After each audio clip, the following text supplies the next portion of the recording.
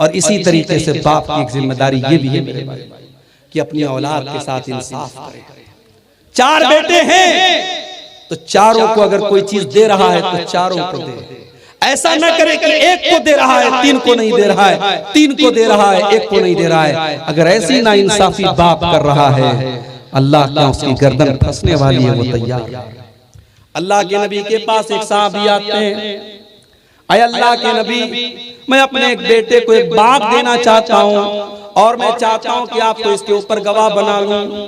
इस एग्रीमेंट के ऊपर मैं आपको गवाह बनाना चाहता हूँ। अल्लाह के नबी फरमाते हैं क्या तुम्हारे और भी बेटे हैं? कहाँ आए अल्लाह के नबी और भी बेटे हैं? आपने फरमाया क्या सबको तुमने दिया है? नहीं, सबको नहीं दिया है। आपने फरमाया जब सबको नहीं दिया है और एक बेटे को देना चाहते हो, ला तुशहिदनी अला जौरिन, तो ये जुल्म है और जुल्म के ऊपर मैं गवाही नहीं दूंगा। आपने ये भी फरमाया वत्तकुल्लाह वादिलू बैन औलादिकुम, अल्लाह से डरो और अपनी औलाद के साथ इंसाफ करो। इसी बिहार में कटिहार में प्रोग्राम में मैं गया, एक नौजवान मुझे मिला, कहा मौलवी साहब मेरे बाप के 6 बेटे, हम लोग 6 भाई हैं, सब अलग अलग रहते हैं। छोटा वाला भाई बाप के साथ रहता है, बाप के पास लाखों की प्रॉपर्टी है, सिर्फ खेत से जो अनाज आता है वो लाखों रुपए का आता है। बाप एक पैसा हम लोगों को नहीं देता है, सारी दौलत बाप अपने छोटे बेटे को देता है। कहा मौलवी साहब मेरी बेटियां बड़ी हो गई, मुझे शादी करना है, लेकिन मैं मजबूर हूं, एक एक पैसा मैं जमा कर रहा हूं, मेरे बाप की प्रॉपर्टी से मुझे कोई मतलब नहीं है। उस बेटे की आंख से आंसू थे मेरे भाई। हर केस में जरूरी नहीं है कि माँ बाप की आंखों में औलाद की वजह से आंसू हो, ऐसा भी हो सकता है औलाद की आंखों में माँ बाप की वजह से आंसू। इसलिए मेरे भाइयों, अगर औलाद की ये जिम्मेदारी है कि अपनी माँ का हक अदा करे, अपने बाप का हक अदा करे, तो माँ बाप की ये भी जिम्मेदारी है कि अपनी औलाद का हक अदा करे और औलाद के साथ नाइंसाफी न करे, औलाद के साथ हक तलफी न करे, औलाद के साथ जुल्म मत करो। और अगर किसी ने अपनी औलाद को अपनी जमीन और जायदाद से महरूम कर दिया, वो कयामत के दिन हिसाब देने के लिए तैयार है। अल्लाह पूछेगा तुझे किसने राइट दिया, किसने अधिकार दिया, तूने अपनी औलाद को इस जमीन से, इस जायदाद से क्यों महरूम किया। और आखिरी चीज ये है मेरे भाइयों, औलाद की जिम्मेदारी के ताल्लुक से कि हम और आप अगर औलाद वाले हैं तो हम अपनी औलाद के लिए दुआ भी किया करें।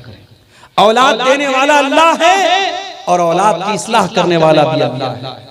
2 दुआएं मैं आपको सिखाता हूं, पूरी तकरीर में आपने कुछ सीखा हो या सीखा हो, ये दोनों दुआएं जरूर सीख लीजिए, ये आपके काम आएंगी।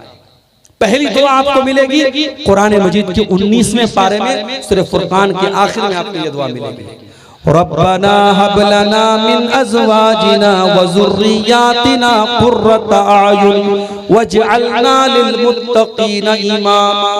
बड़ी प्यारी दुआ है, ये अल्लाह के खास बंदे ये दुआ पढ़ते हैं। ऐ हमारे परवरदिगार, हमारे बीवी बच्चों को हमारी आंखों की ठंडक बना दे, हमारी बीवियों को दीनदार बना दे, हमारे बच्चों को दीनदार बना दे, वजअलना लिलमुत्तक़ीना इमामा, और ऐ अल्लाह हमें मुत्तकियों का इमाम बना दे, हमें परहेजगारों का इमाम बना दे, हमें अल्लाह से डरने वालों का इमाम बना दे। ये बड़ी प्यारी दुआ है, ये कुरान के 19वें पारे में सूरह फुरकान के आखिर में आपको मिलती है। और दूसरी दुआ मैं जो सिखाने जा रहा हूँ, ये हजरत इब्राहीम अलैहिस्सलाम की दुआ है, रब्बिजअलनी मुक़ीमस्सलाति व मिन ज़ुर्रिय्यती रब्बना व तक़ब्बल दुआ।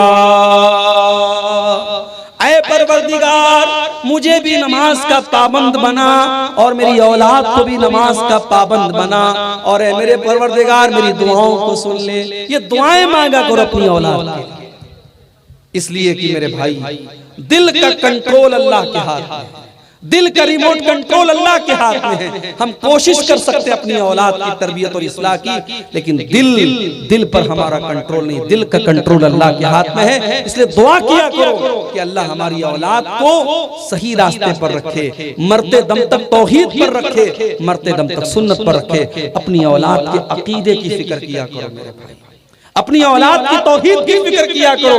अगर आपको अल्लाह ने तौहीद की नेमत दी है और आप किसी कब्र के ऊपर, किसी मजार के ऊपर, किसी बुत के आगे, किसी पत्थर के आगे अगर आप सजदा नहीं करते हैं, सिर्फ एक अल्लाह से आप मदद मांगते हैं, तो यही अकीदा अपने बच्चों को सिखाओ, यही अकीदा अपनी बच्चियों को सिखाओ, ताकि आपके बच्चे कहीं भी चले जाएं, आपकी बच्चियां कहीं भी चली जाएं, इसी अकीदे पर कायम रहें, इसी तौहीद पर कायम रहें। उन्हें उनके साथ जितना भी टॉर्चर किया जाए वो अपने अकीदे तौहीद से बाज ना आए। इतनी पक्की तरबियत अपनी औलाद की करो। मेरे भाइयों, ये चंद बातें मैंने तो बच्चों की तरबियत के ताल्लुक से और वालिदैन के कंधे पर क्या जिम्मेदारी है इस ताल्लुक से रखी है। अब मैं समझ रहा हूँ कि चूंकि मौसम काफी सर्द है और 2 बजने के करीब है, वक्त बहुत तेजी से आगे बढ़ रहा है और धीरे धीरे आप हजरात भी सर्दी को महसूस करते हुए धीरे धीरे उठ रहे हैं, जिसे मैं मुनासिब समझता हूँ कि अब बात को यहीं से तकमील तक पहुँचाया जाए। मैं इस दुआ के साथ अपनी बात को खत्म करता हूँ कि हम में से जो लोग साहिब औलाद हैं, अल्लाह उनको अपनी औलाद की सही तरबियत करने की तौफीक अता फरमाए।